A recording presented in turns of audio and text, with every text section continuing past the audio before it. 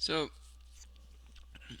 if we have a strain gauge, all right, that's made out of constantin, all right, it has a resistivity, all right, equal to 49 times 10 to the minus 8 ohm meters,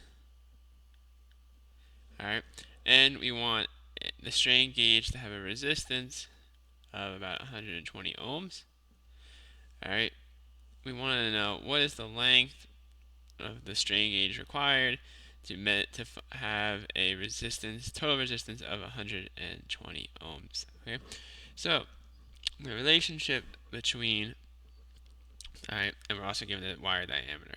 Right, so the diameter of a wire is equal to 0.25 millimeters, or 2.5 times 10 to the minus 5 meters.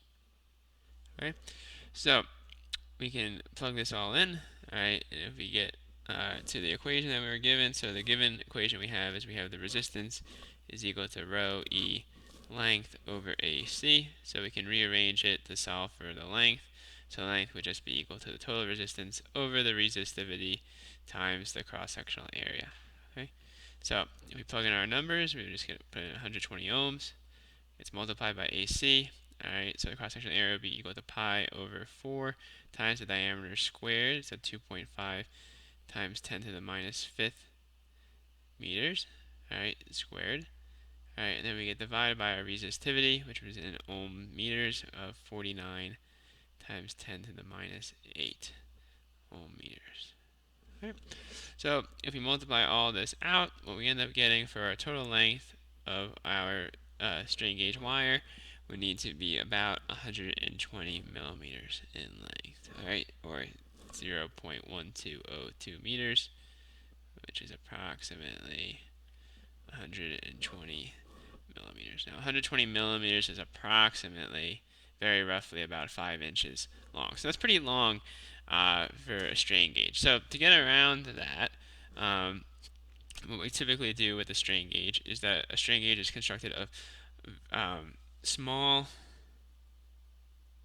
wire, thin wire, right? The smaller the diameter, the less of it we need to create a large resistance, all right? And we wind it around in a loop, sort of like a serpentine direction. So the length here, all right, the total length would be equal to the lengths of each of these individual segments,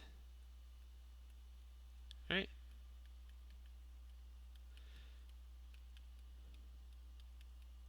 This way, the overall length of our gauge is relatively short, and we can measure a relatively localized strain at a given strain gauge point.